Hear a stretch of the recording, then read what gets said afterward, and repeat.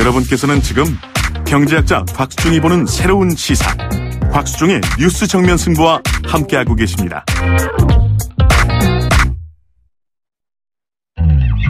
외신 읽어주는 남자, 정면 타임즈. 네, 외신 소식 만나보겠습니다. 코리아 타임즈의 박시수 기자입니다. 안녕하세요. 안녕하세요. 자, 지금 미국하고 대만 여행법 이게 논의가 되면서 중국 쪽이 약간 좀 민감하게 반응한 것 같아요. 어떻습니까?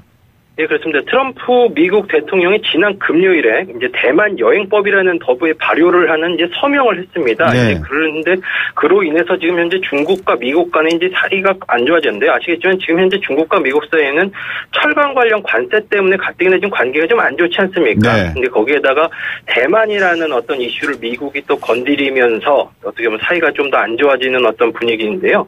그것은 이제 이 법안의 핵심은 어떻게 보면 그 전에 말씀드리고 싶은 건 이 법안이 이제 최근에 이제 중국 시진핑 국가주석이 이제 전국 인민대표대회에서 연임 관련 제한까지 없애면서 권력을 굉장히 강화하는 추세를 취하지 않았습니까? 네. 이제 그런 기간 중에 또 이게 서명을 트럼프 대통령이 했다는 것이 또 이제 중국의 입장에서는 굉장히 또 기분이 또 안 좋은 걸 수도 있죠. 네. 그렇기 때문에 지금 최근에 그래서 보면 중국이 항공모함 전단을 지금 대만 해협에 현재 진입을 시켰다라고 하는 보도가 좀 나오고 있고요. 네. 그래서 미국 자체는 현재까지는 법안에 발효는 했지만 아직 본격적 시행은 하지 않고 있습니다. 그런데 중국 쪽에서는 만약에 이것이 시행이 된다면 네. 군사적 행동까지도 할 수 있다. 이런 어떤 강력한 경고까지도 지금 하고 있는 상황입니다. 예. 미국이 모든 극동 전략을 내놓을 때마다 싱크탱크에서 나오는 책을 보면 제일 뒷부분에 대만과의 관계를 빠뜨리지 않고 쓰고 있는데 이 대만 여행법 내용이 뭐길래 이렇게 중국이 민감합니까? 예, 이제 간단히 말씀을 드리면요. 결국은 미국과 어떤 대만 양국 정부의 모든 레벨에 있는 관료가 서로 간에 어떤 교류를 할 수 있다. 이런 게 이제 골자입니다. 이제 어떻게 보면 당연한 거 아니냐 이렇게 볼 수도 있는데요. 사실 이제 이것을 내용을 보면 1979년 미국과 대만이 단교했던 그때 시절로 이제 좀 돌아가야 됩니다. 그 당시에 이제 중국과의 관계 때문에 결국 미국이 단교를 하긴 했지만 그 후에도 낮은 직급에 있는 관료끼리는 이제 교류가 있었습니다. 그런데 하지만 양국의 최고위급 외교 그리고 국방 당국자들은 어떻게 보면 상호 간의 국가의 방문이라든지 그리고 공식적인 교류를 금지하는 어떤 그런 규정이 당시에 있었는데요.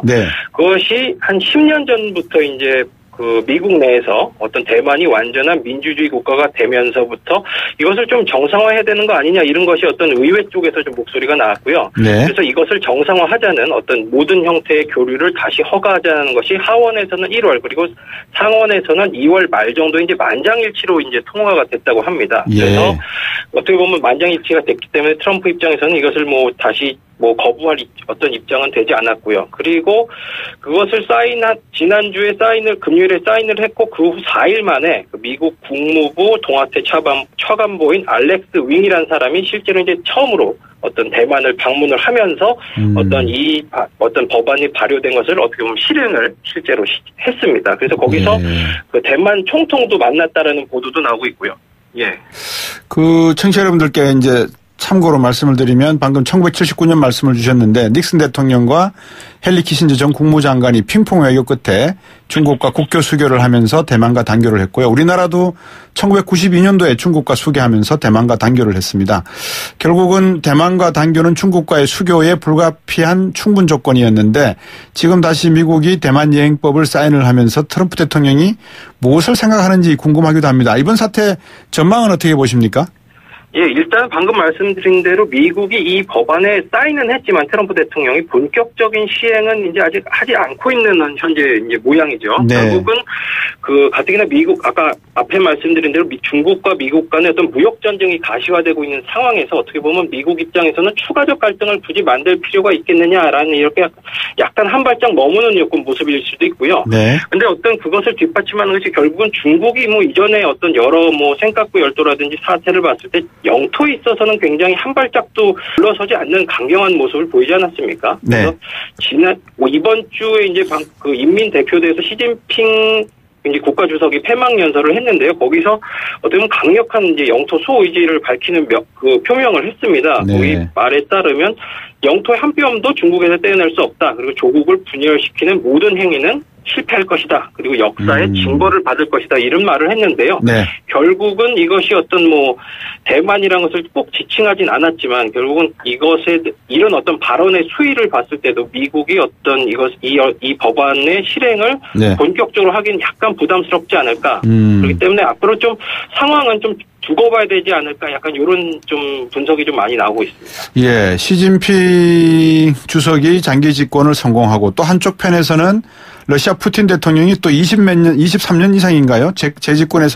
성공하면서 상당히 러시아와 중국은 뭐라 그럴까 장기 집권 쪽으로 가는데 러시아 푸틴 대통령 재선도 궁금해요. 어떤 의미입니까 이게?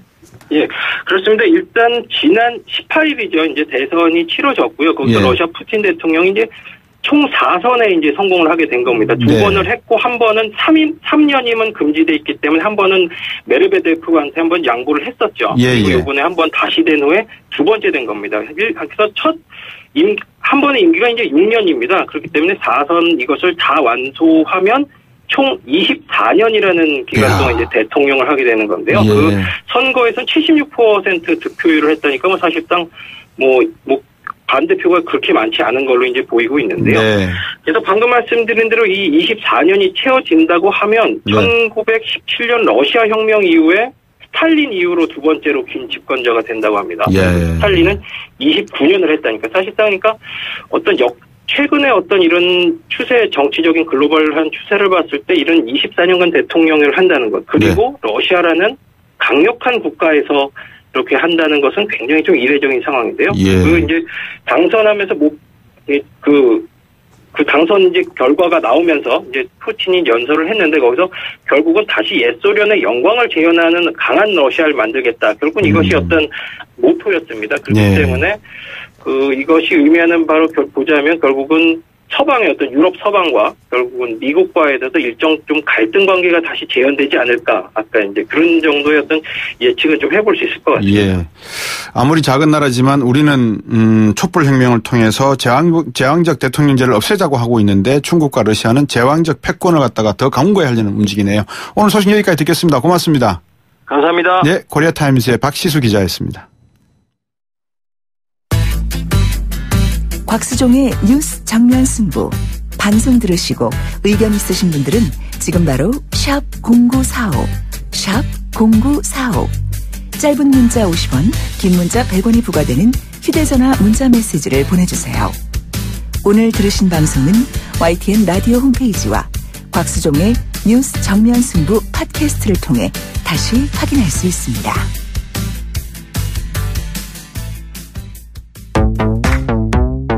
문제는 경제다? 아하, 경제는 여기가 전문이지. 네, 목요일 4부 경제는 얘기가 전문인 시간입니다. 저희들이 오랫동안 3월 달에 21일 정도 금리를 올린다라는 말씀을 해드렸고 결국 올라갔고요. 미국 금리가. 그래서 한미 간 기준금리 격차가 마침내 역전되었습니다. 2007년 8월 이후 10년 7개월 만이고요. 우리나라에 어떤 영향을 미칠지 경향신문 경제부의 박병률 기자입니다. 안녕하세요. 네, 안녕하세요. 미국 금리 인상이 우리 다 예상했던 거 아닙니까? 그죠? 네, 오늘 정도는 아마 올릴 거다라고 이렇게 생각을 했는데요. 네. 실제로 이렇게 금리 인상을 이제 단행을 했습니다. 제롬 파월 신임 의장, 이 연방준비제도 이사회 의장인데요. 오늘 이제 첫 주재한 그런 회의였습니다. 네. 연방공개시장위원회 정례위, 저희가 FOMC라 부르는데, 네. 여기서 기준금리를 0.25%포인트 인상을 했습니다. 기존이 1.25에서 1.50%였는데, 네. 이걸 이제 1.50에서 1.75%로 이제 인상을 했습니다. 이제 이렇게 되니까 이제 미국의 그 기준금리 상단이 이제 1.75%가 되면서, 네. 우리나라 이제 기준금리가 1.50%니까, 예. 이거보다는 이제 0.25%포인트 이렇게 웃돌게 됩니다. 예. 이렇게 이제 한미 간의 이제 기준금리가 역전이 된 게 2007년 8월 이후에 10년 7개월 만입니다. 예. 이렇게 금리를 올려도 미국 경제가 감당할 만하다 이런 이제 자신감이 반영된 걸로 이렇게 보면 되는데요. 예. 전반적으로 이제 소비와 투자 그리고 고용 같은 실물 경기가 호조세를 이어가고 있는 그런 측면이 큽니다. 예. 파월 의장은 이 FOMC 회의 뒤에 가진 기자회견에서 최근에 이제 경기 전망이 밝다. 그러면서 이제 여러 지표들이 이를 뒷받침하고 있다 이렇게 말을 했습니다. 네. 굳이 이제 저금리 기조를 유지하면서 경기를 끌어올릴 필요가 없다 이런 얘기입니다. 네. 그러다 보니까 오늘 환율도 덩달아 뛰어가지고 1078원, 미국 달러화가 강해져 버리니까 우리 원화가 약해져 버리는 현상이 나타났는데 그나저나 박병일 기자님. 네. 그 데스크에 사람들이 많습니까 지금? 오늘 저희가 지금 많이 모였습니다. 예, 그 조용히 말씀을 하셔서 제가 왜 그런가 싶어서 여쭤봤던 겁니다. 그 경제가 얼마나 좋습니까, 미국 경제가? 지금 미국이 지금 연준이 보니까 예. GDP 성장률 전망치를 기존에 2.5에서 2.7로 올렸고요. 내년 전망치도 2.1에서 2.4%로 올렸습니다. 네.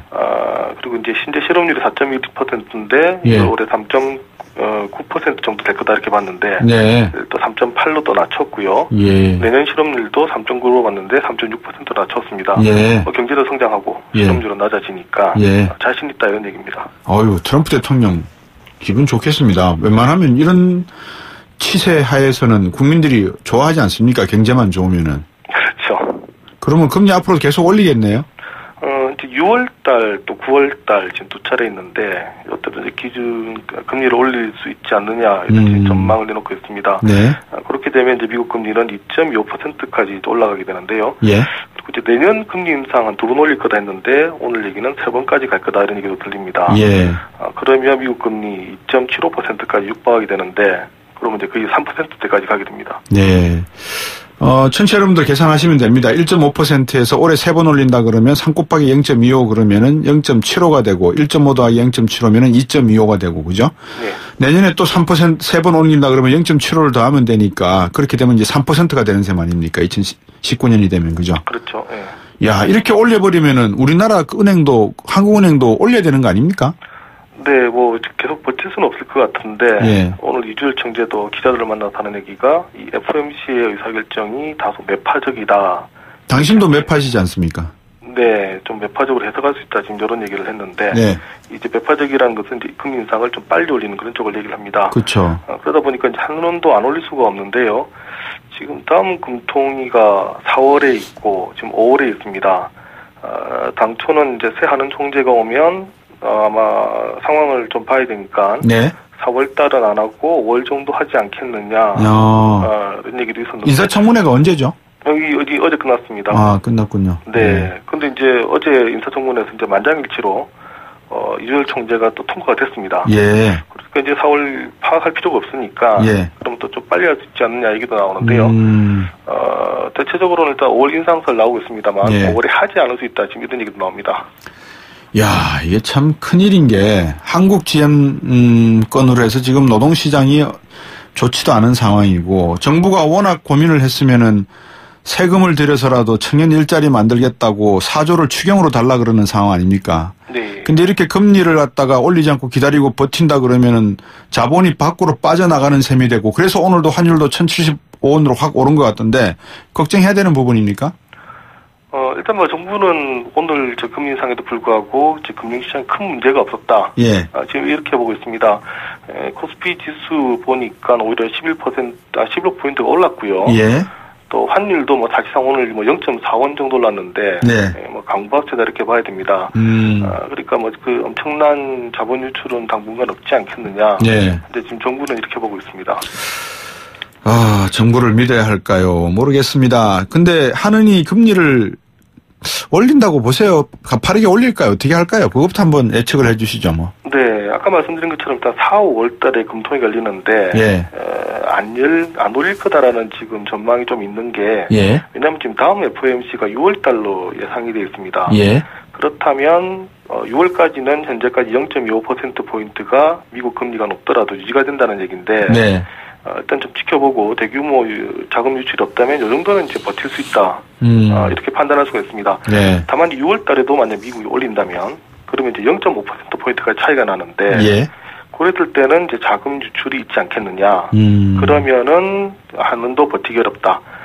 4, 5월 금통위가 지난 다음 금통위는 7월 달입니다. 네. 그러면 아마 7월 달에는 틀림없이 올리지 않겠느냐. 예. 그러니까 보수적으로 보더라도 예. 5월 달에 선제적으로 올리든지 예. 아니면 6월 달에 FOMC가 또 올리는 걸 보고 7월 달에 올리든지 네.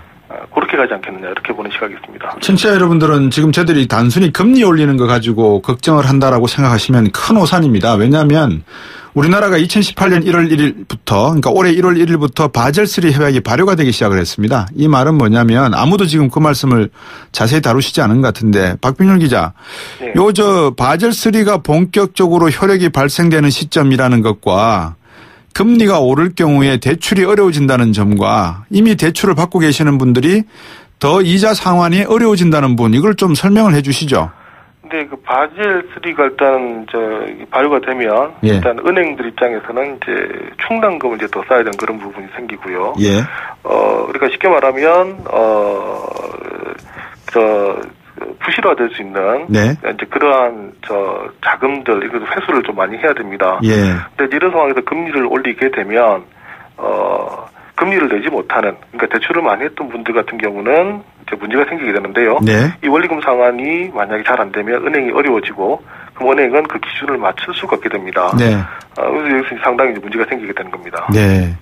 자, 그러면 방금 그 논리대로 따라가면 한은이 금리를 안 올릴 수가 없는 상황이지 않습니까? 물론 뭐 학자분들이 연구를 하니까 보통 미국 금리가 올라가고 난 다음에 6개월 정도 후행적으로 우리나라 금리도 올라가더라, 이런 연구 결과도 많이 나와 있는데 언제쯤 올릴까요?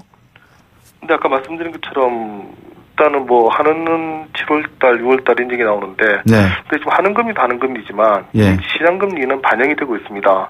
아마 지금 많은 분들 아실 텐데 지금 대출금리가 이미 지난달부터 슬슬 오르고 있고요. 네. 이게 기준금리 올리기 전에 이미 시장금리는 선반영되는 부분이 있기 때문에 예. 다음 달부터라도 이미 대출금리는 오를 수가 있습니다. 네. 사실 뭐 금리가 언제 한은이 올리느냐 지금 큰 의미가 없는 상황이고, 예. 앞으로 미국이 계속 금리를 올리겠다라는 그 방향성이 지금 상당히 중요한 겁니다. 예. 미국이 이 방금 말씀 주신 금리 올리는 게 스퀴징이라고 해서 양적 완화를 축소하는 방향이지 않습니까? 네. 우리나라도 결국은 초이노믹스 최경환 전 재무장관이, 기획재정부 장관, 부총리가 추진하고자 했던 돈 풀기, 이것을 너무 방대하게 하다 보니까 이제는 좀 줄여나가는 것인데 긍정적인 측면도 있는 것 같아요. 어떻게 보세요? 근데 이제 돈을 줄여야 될 때가 이제는 왔다라는 생각을 할 수가 있는데, 예. 근데 아까 이제 말씀하셨던 것처럼 지금 여러 가지 상황이 안 좋다 보니까, 그렇네요. 지금 만약에 이제 돈을 다시 그러니까 우리가 완전 환수를 하게 되면, 네. 뭐 GM 사태도 있고, 그러니까요. 모타이어 문제도 있고, 지금 우리가 여러 가지 구조조정하는 상황에서 정부 입장에서 어려울 수가 있고요. 네. 또 특히 이제 내수 경기 생각 안 할 수가 없죠. 네. 또 최저임금 인상에 따른 부담, 그러니까요. 이런 것들이 동시에 올 수가 있고, 예. 특히 이제 가계부채 부담이 있기 때문에, 네. 사실 한은이 계속 지금 주저하고 있는 겁니다. 예. 제가 누차 말씀드리지만 지금 개헌 이야기다, 뭐 정치적으로 이야기가 많습니다. 남북 정상회담도 있고, It's economy. 문제는 경제입니다. 경향신문 경제부 박병일 기자 수고하셨습니다. 고맙습니다. 예, 고맙습니다. 네, 경향신문 경제부의 박병일 기자였습니다.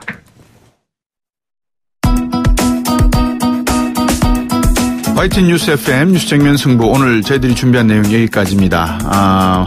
YTN 라디오 뉴스 정면 승부 홈페이지와 팟캐스트 팟빵, 그리고 YTN 라디오 전용 애플리케이션 예스를 통해서 다시 들어보시고요.